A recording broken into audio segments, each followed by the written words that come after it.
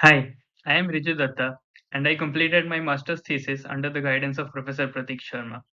In this video, I will talk about my recent publication, which has been accepted by the Astrophysical Journal and posted on Archive.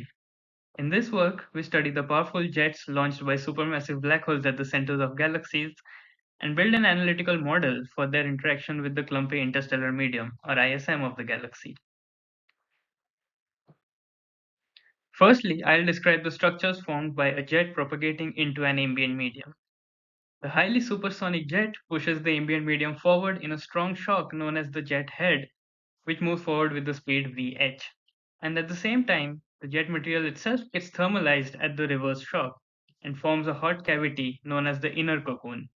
This inner cocoon, which is also overpressured, then launches a strong shock laterally, forming the outer cocoon, which moves with the speed Vc. If the jet is expanding radially at its base, then the cocoon pressure also helps to collimate the jet and make it cylindrical. Imposing momentum conservation at the head and outer cocoon shocks, we can derive the expressions for Vh and Vc, which are given here.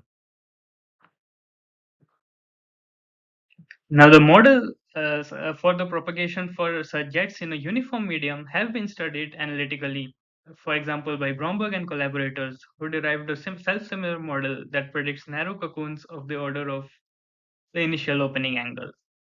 So the main objective of our work is to extend this model to a clumpy external medium and see how the jets are modified in that case. To deal with a clumpy ambient medium, we introduce some new features in the model. Firstly, we use two ambient densities. Since the jet head would interact strongly with the clouds, we assume that on average it pushes through external material of a density rho effective, which is greater than the rho h, which is the density of the hot phase of the ISM. On the other hand, the cocoon can expand faster through this low density medium, so it just sees an effective density of the amount rho h. And further, the figure on the right shows how we have modeled this rho effective that the head sees.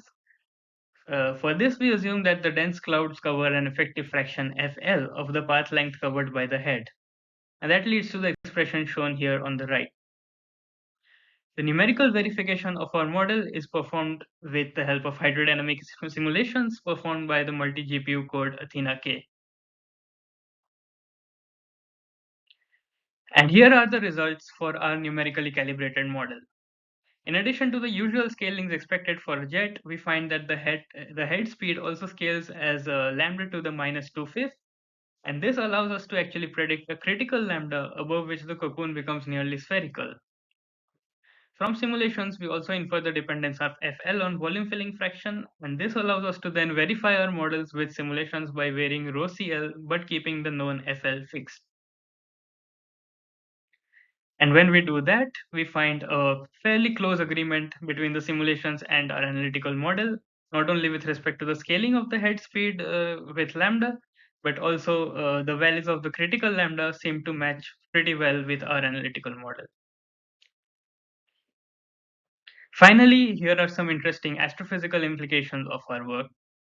Firstly, our model can predict the jet ISM interaction time, which has important implications for the mode of AGN feedback in such systems, depending on whether the jet can escape the dense ISM or not. Secondly, cosmological simulations can benefit from improved sub-resolution prescriptions for jet launching based on our analytic model.